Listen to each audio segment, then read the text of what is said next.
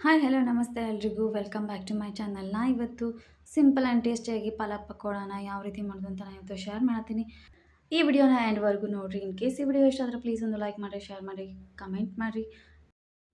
ಮೊದಲಿಗೆ ಇದನ್ನ ಮಾಡೋದಕ್ಕೆ ಖಾರಕ್ಕೆ ಎಷ್ಟು ಬೇಕೋ ಅಷ್ಟು ಹಸಿಮೆಣಸಿನ್ಕಾಯಿ, ಸ್ವಲ್ಪ ಕರಿಬೇವು, ಸ್ವಲ್ಪ ಕೊತ್ತಂಬರಿನ ತೊಗೋಬೇಕು. ಇದಕ್ಕೆ ಸ್ವಲ್ಪ ಉಪ್ಪು, ಆಮೇಲೆ ಸ್ವಲ್ಪ ಅಜವಾನನ ಹಾಕಿ ಇದನ್ನು ಸ್ಮೂತಾಗಿ ಪೇಸ್ಟನ್ನು ಮಾಡ್ಕೋಬೇಕು. ಇದನ್ನು ಮಿಕ್ಸಿ ಒಳಗಾದರೂ ಮಾಡ್ಕೋಬೋದು, ಇಲ್ಲಾಂದರೆ ಕುಟ್ಟು ಕಲ್ದಾಗಾದರೂ ಮಾಡ್ಕೋಬೋದು. ಇಲ್ಲಿ ಬಜ್ಜಿ ಹಿಟ್ಟನ್ನು ಕಲಸೋದಕ್ಕೆ ನಾ ಇಲ್ಲಿ ಒಂದು ಬೌಲನ್ನು ತೊಗೊಂಡಿನಿ. ಈಗ ಒಂದು ಬೌಲ್ಗೆ ನಾ ಇಲ್ಲಿ ಒಂದು ಅರ್ಧ ಕಟ್ಟಷ್ಟು ಪಾಲಕ್ ಸೊಪ್ಪನ್ನ ಸಣ್ಣದಾಗಿ ಆದಷ್ಟು ಇದಕ್ಕೆ ಸಣ್ಣದಾಗಿ ಕಟ್ ಮಾಡಿ ಹಾಕೋಬೇಕು. ಅದಾದಮೇಲೆ ಇದಕ್ಕೆ ಒಂದು ಬಟ್ಲಷ್ಟು ಇದಕ್ಕೆ ಒಂದು 2 ಈರುಳ್ಳಿನ ಈ ರೀತಿ ಉದ್ದುದಾಗಿ ಸಣ್ಣದಾಗಿ ಕಟ್ ಮಾಡಿ ಹಾಕೋಬೇಕು. ಸ್ವಲ್ಪ ಕೊತ್ತಂಬರಿ ಹಾಕಿ ಇವಾಗ ಇದಕ್ಕೆ ಒಂದು ಬಟ್ಲಷ್ಟು ಕಡಲೆ ಹಿಟ್ಟನ್ನು ಹಾಕೋಬೇಕು. ಇಲ್ಲಿ ನಾ ಅರ್ಧದಷ್ಟು ಹಿಟ್ಟನ್ನು ಹಾಕಿ ಒಂದು ಅರ್ಧದಷ್ಟನ್ನು ಹಿಟ್ಟನ್ನು ತೆಗೆದಿಟ್ಟಿನಿ. ಅದಾದಮೇಲೆ ಇದಕ್ಕೆ 1.5 ಸ್ಪೂನಷ್ಟು ಅಕ್ಕಿ ಹಿಟ್ಟನ್ನ ಹಾಕೋಬೇಕು. ಅಕ್ಕಿ ಇಷ್ಟು ಆಪ್ಷನಲ್, ಬೇಕು ಅಂದರೆ ಹಾಕೋಬೋದು, ಇಲ್ಲಾಂದರೆ ಸ್ಕಿಪ್ ಮಾಡ್ಬೋದು. ಇದಕ್ಕೆ ರುಚಿಗೆ ಎಷ್ಟು ಬೇಕೋ ಅಷ್ಟು ಉಪ್ಪನ್ನ ಹಾಕೋಬೇಕು. ನಾವು ಆಲ್ರೆಡಿ ಮೆಣಸಿನ್ಕಾಯಿನ ರುಬ್ಬೋದಕ್ಕೆ ಹಾಕಿರ್ತೀವಿ, ಸೊ ಉಪ್ಪನ್ನ ನಾವು ನೋಡ್ಕೊಂಡು ಹಾಕೋಬೇಕು. ಅದಾದಮೇಲೆ ಸ್ವಲ್ಪ ಇಂಗು ಹಾಕಿ ಒಂದು ಚಿಟಿಕೆಯಷ್ಟು ಮಾತ್ರ ನಾನು ಇದಕ್ಕೆ ಸೋಡಾನ ಹಾಕೊಳತ್ತೀನಿ. ಅದಾದಮೇಲೆ ಒಂದು ಅರ್ಧ ಟೀ ಸ್ಪೂನಷ್ಟು ಕೆಂಪು ಖಾರ ಹಾಕೋಬೇಕು.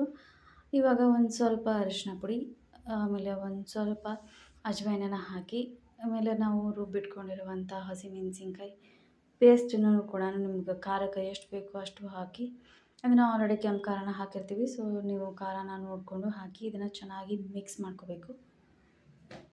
ಇದಕ್ಕೆ ಉಳಿದಿರುವಂಥ ಕಡಲೆ ಹಿಟ್ಟನ್ನು ಕೂಡ ಹಾಕಿ ಇದನ್ನು ಚೆನ್ನಾಗಿ ಮಿಕ್ಸ್ ಮಾಡ್ಕೋಬೇಕು. ಈರುಳ್ಳಿ ಒಳಗೆ ನೀರು ಜಾಸ್ತಿ ಇರೋದ್ರಿಂದ ನಾವು ಇದನ್ನು ಸ್ಟಾರ್ಟಿಂಗ್ ಇದೇ ರೀತಿ ಚೆನ್ನಾಗಿ ಒಂದು ಸತಿ ಕಲಿಸ್ಕೋಬೇಕು. ಈ ರೀತಿ ಕಲಿಸ್ಕೊಂಡಾಗ ಇದಕ್ಕೆ ನೀರು ಜಾಸ್ತಿ ಹಿಡಿಯೋದಿಲ್ಲ. ನಾವು ಸ್ವಲ್ಪನ ನೀರು ಹಾಕಿ ಪಕೋಡ ಹಿಟ್ಟಿನ ಹದಕ್ಕೆ ಇದನ್ನು ಚೆನ್ನಾಗಿ ಕಲಿಸ್ಕೋಬೇಕು. ಹಿಟ್ಟು ಜಾಸ್ತಿ ಗಟ್ಟಿಯಾಗಿರಬಾರ್ದು, ಹಂಗೆ ನೀರು ಜಾಸ್ತಿ ತೆಳುವಾಗೂ ಇರಬಾರ್ದು. ಹಿಟ್ಟು ಈ ರೀತಿ ಮೀಡಿಯಮ್ ಕನ್ಸಿಸ್ಟೆನ್ಸಿ ಒಳಗೆ ಚೆನ್ನಾಗಿ ಇರಬೇಕು. ಇದನ್ನು ಒಂದು 10 ನಿಮಿಷ ನೆನೆಯೋದಕ್ಕೆ ಬಿಡಬೇಕು.